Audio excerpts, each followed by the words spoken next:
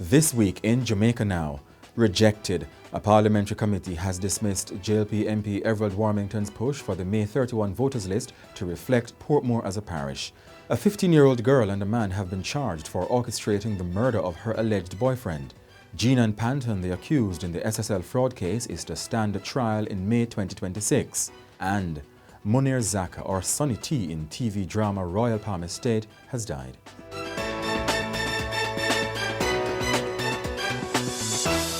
I'm Jovan Johnson and this is Jamaica Now. Parliament's Constituency Boundaries Committee has rejected a proposal by Government MP Everald Warmington to use Portmore parish boundaries for the May 31 voters list.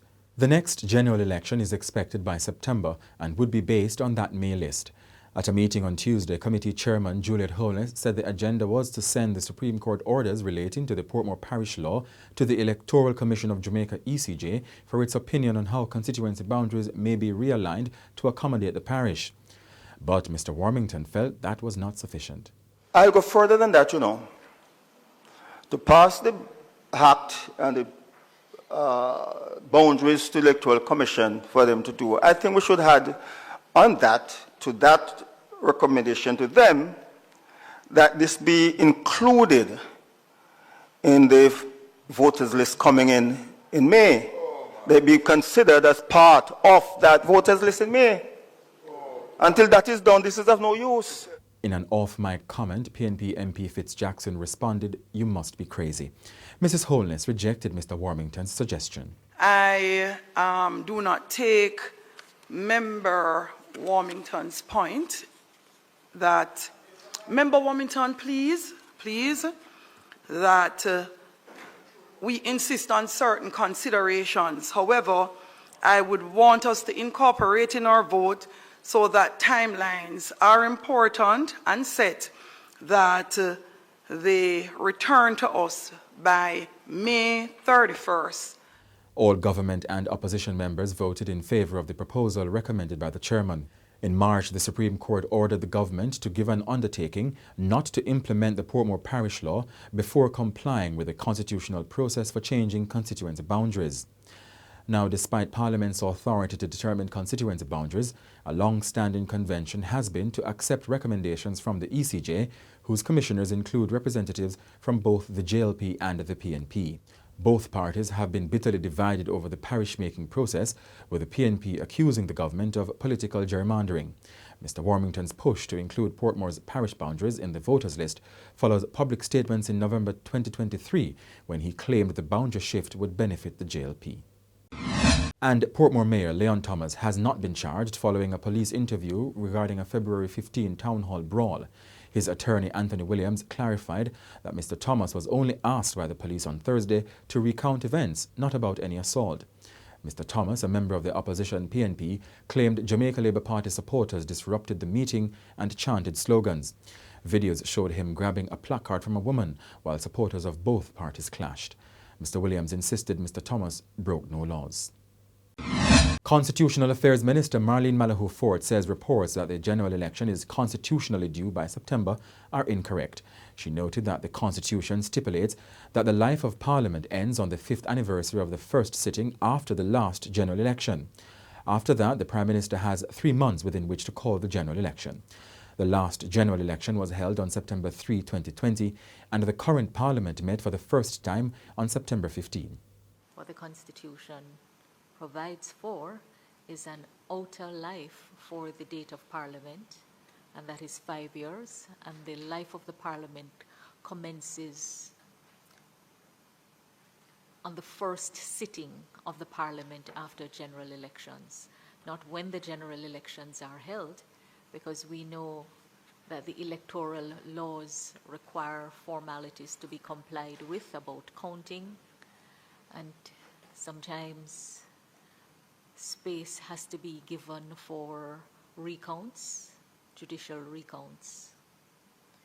So it's important for all Jamaicans to understand that. Constitutional scholar Dr. Lloyd Barnett says Mrs. Malahoo Forte's interpretation is right, but he says holding elections after the end of the parliamentary life is not the practice in Jamaica and would not be in keeping with democratic norms. Strictly legally, the what she says is correct, but no democratic government does that, So I'm surprised that she even bothers to make the point. One of the things about constitutions is that you must not always go by the letter of the law, but by the principle of the law. If you do not contemplating going beyond what I would call the normal and conventional time, why should you mention it? And although everybody has accepted that the normal time is by September, she was criticizing journalists for saying that it is September. Why should anybody concentrate on the exceptional rather than the normal and the appropriate? The Child Protection and Family Services Agency, CPFSA, has launched an investigation into the alleged sexual assault of a 6-year-old girl by an 11-year-old boy at Jessie Ripoll Primary School in St Andrew. The incident reportedly took place on Tuesday, March 11, when the boy allegedly pulled the girl into an empty classroom after school and assaulted her. The agency said it started its probe the following day, speaking with both children and their parents. Following the report, the girl was referred to the Ministry of Justice's Victim Services Division for counselling, while the boy was sent to the Child Guidance Clinic at the University of the West Indies, Mona, for psychological support. CPFSA CEO Lauret Adams-Thompson said the agency was deeply troubled by the incident. Under Jamaican law, children under 12 cannot be held criminally responsible. And a 15-year-old schoolgirl and a 28-year-old taxi operator have been charged with the murder of a man, 25-year-old Kennard Thompson, along Swansea Avenue in St Andrew on March 24. The taxi operator, Danica Williamson, and the girl are both from Whitehall Avenue in St Andrew. The police allege that the teen girl was involved in an intimate relationship with Mr. Williamson and that they orchestrated Mr. Thompson's murder. The police also allege that the girl lured Mr. Thompson to Swansea Avenue, where he was attacked while walking. Finance Minister Fayval Williams says the economy is on track for a faster recovery than expected, especially in areas such as retail and tourism. Her comment on Tuesday followed confirmation from the authorities of a 0.8% GDP decline for the October to December 2024 quarter, better than the estimated 1.8% decline. It's the second straight quarter of GDP decline. We remain committed to our growth agenda, which we know is sometimes disrupted by devastating weather events, and that is why our efforts over several years to build buffers to help protect this nation and our budgets are so incredibly important to maintain. Mr. Speaker, we continue to build Jamaica, land we love. We all choose Jamaica. Opposition spokesman on finance Julian Robinson said the situation underscores the need for the government to pursue stronger growth-inducing strategies. From your own chart, the one before, you would notice that we have had a pretty steep decline from 2020 in the growth rate. While positive, there's been a deceleration all the way up to just before Hurricane Beryl hit us.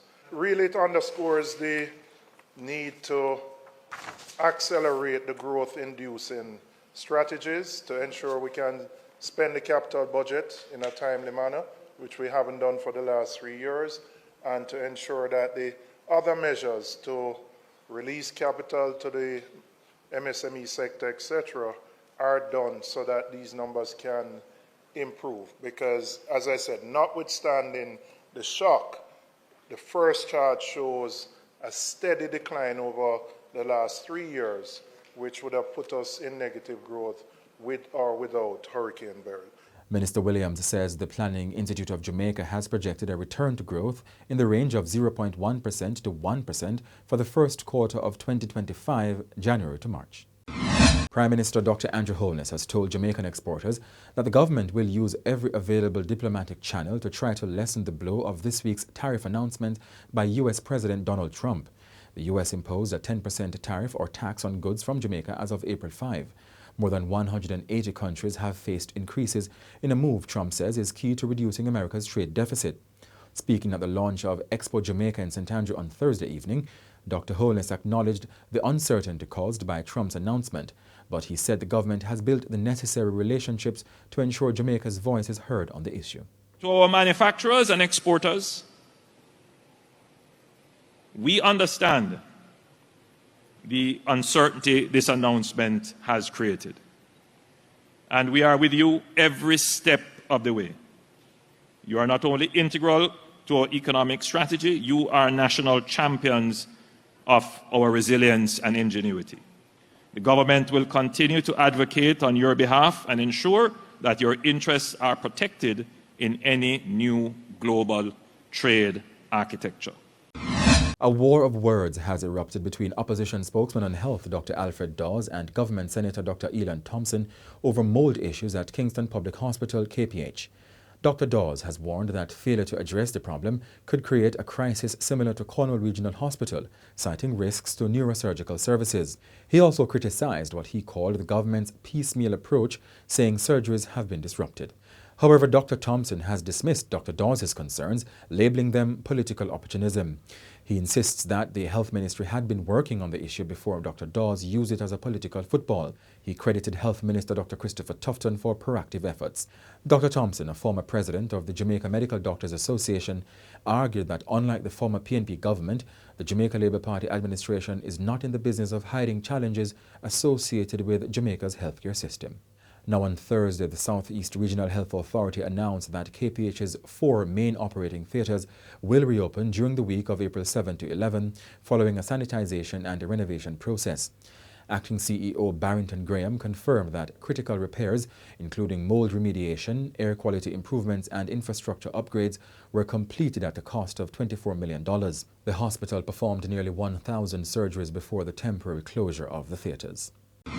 Former Jamaica Labour Party Senator Leslie Campbell was on Friday sentenced to a fine of $400,000 following his conviction for breaches of the Integrity Commission Act.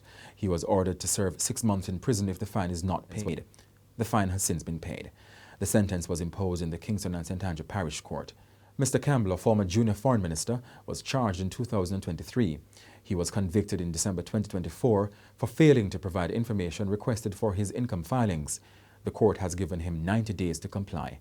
And 55-year-old Robert Chin, who was caught attempting to smuggle 26.5 pounds of cocaine to the United States in his luggage, was spared prison time after he was fined $813,000 in the Kingston and St. Andrew Parish Court on Thursday. He is the brother of People's National Party MP Michael Phillips. Mr. Chin faces 2 years in prison if he does not pay the fine. He was nabbed at the Norman Manley International Airport in Kingston in January 2023.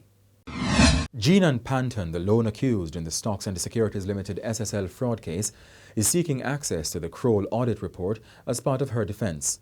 The Supreme Court has instructed her attorney to formally request it from the Office of the Director of Public Prosecutions, DPP. The trial, set for May 4 to 29 next year, will feature 15 to 20 witnesses. The report, conducted by the UK-based forensic auditors Kroll Associates, was commissioned by the Jamaican government to examine SSL's affairs. It was submitted in November 2023. Ms. Panton was charged in February 2023, just over a month after the SSL fraud case became public. Director of Public Prosecutions Paula Llewellyn said the Kroll report is not part of the prosecution's case and that all evidential material has already been disclosed to the defense. She said the defense can request any material it requires through the prosecution. Ms. Panton's attorney, Sylvester Hemmings, argues that the case lacks evidence beyond her recanted confession. Public interest in the case remains high, particularly following sprint legend Usain Bolt's criticisms of the government's handling of the matter. His company, Wellgen, is among more than 200 accounts affected by the alleged fraud. And Wellesley Bolt, the father of sprint icon Usain Bolt, died on Monday. In a tribute, Prime Minister Dr. Andrew Holness stated that his presence, support and guidance helped shape Usain's legacy. Opposition leader Mark Golding said Mr. Bolt's unwavering support and love were key to shaping Usain into a legend and national icon. And veteran actor Munair Zacca, known for his dynamic performances across theatre, film and television, died on Wednesday. He was 79. He was a diabetic and had a lung disorder. Filmmaker Lenny Littlewhite hailed him as unique and special, recalling their decades-long collaboration, including on Royal Palm Estate, where Mr. Zacca played the shady gangster character Sonny T. Mr. Zacca's widow, Adelina, said theatre was his greatest love. The Shotters and Countryman star was recently inducted into the Jollywood Jamaica Hall of Fame. The first leg of the new Global Professional Track and Field League Grand Slam Track GST started at the National Stadium in St Andrew on Friday. Asafa Powell and Justin Gatlin, two of the fastest men over 100 metres, expressed their support for the event at a news conference on Thursday. Mr. Powell said the decision to host the first ever slam of the new professional league stands as a major achievement for Jamaica's track and field. Gatlin, an American Olympian, believes the GST, along with the growth in social media, will open new doors for athletes in the sport. GST will run through to Sunday, with select athletes competing in various race groups to earn points based on their performances. At the end of the three-day competition, the top athlete from each race group will be crowned the Kingston Slam champion. And that's it for this edition of Jamaica Now, your weekly review of the big news stories. Send us your comments at onlinefeedback@gleanerjm.com. Follow us on X, formerly Twitter, and Instagram at Jamaica Gleaner, and on Facebook at Gleaner Jamaica. Like this video on our YouTube page, turn on the notifications, and subscribe today. I'm Jovan Johnson.